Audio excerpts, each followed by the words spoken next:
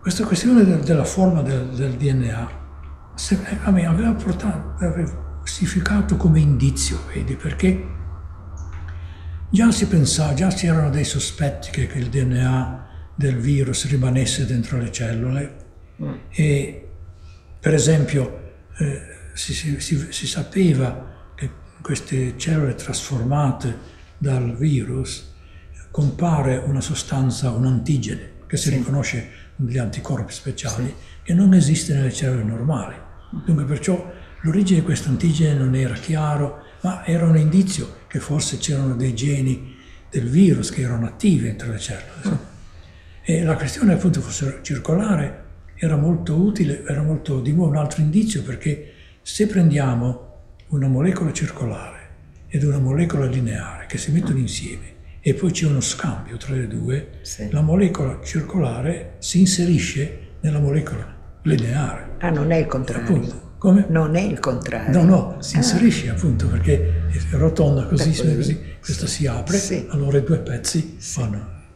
E questo era anche un altro, perciò insomma, era un indizio che il DNA del virus fosse incorporato veramente nel DNA cellulare. Dunque, perciò a quel punto lì c'erano tutto questo gran numero di indizi e la questione era cercare di vedere come si poteva dimostrare se era vero questo, che il DNA era nella cellula ed era incorporato.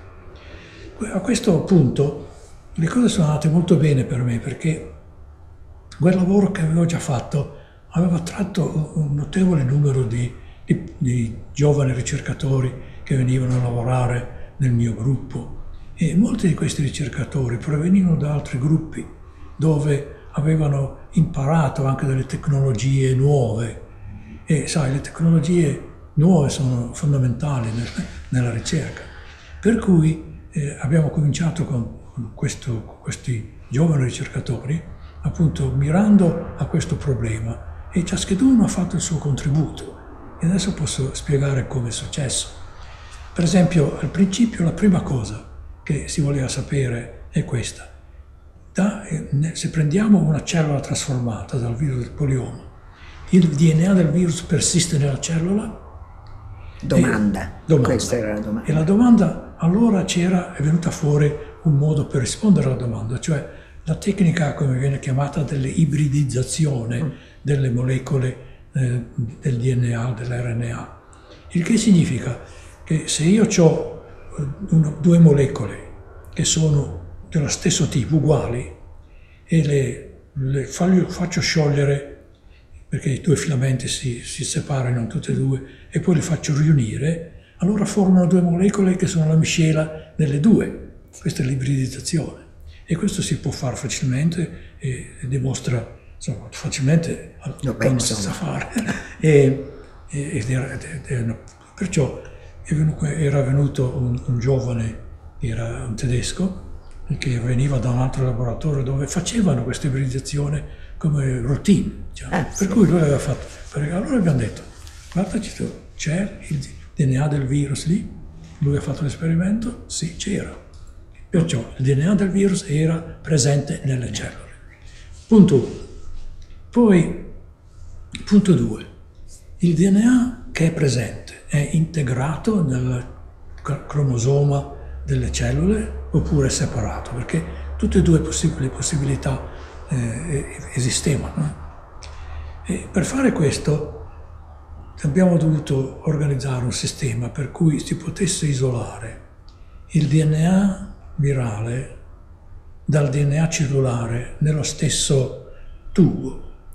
E ora è questione di grandezza. Il DNA cellulare bisognava isolarlo in maniera che fosse molto grande.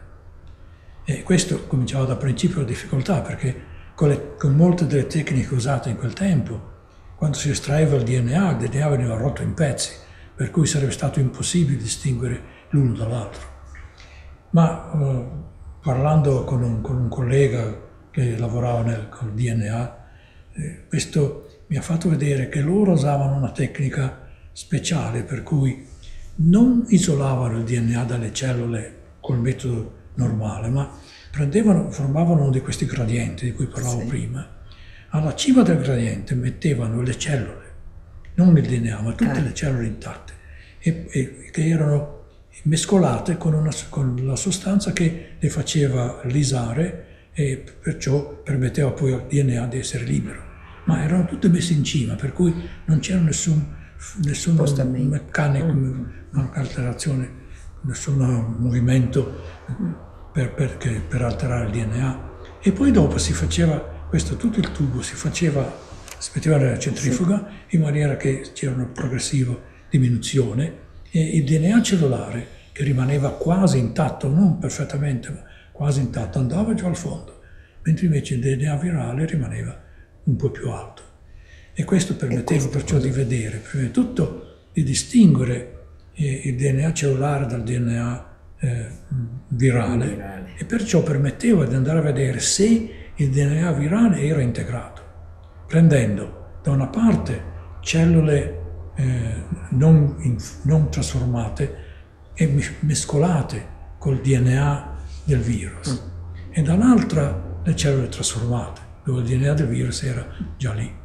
E facendo le due si è visto chiaramente che mentre nel controllo le due DNA virale e l'altro si separavano, nell'altro non si separavano affatto, il che era prova che il DNA cellulare era incorporato, il DNA virale era incorporato nel DNA cellulare.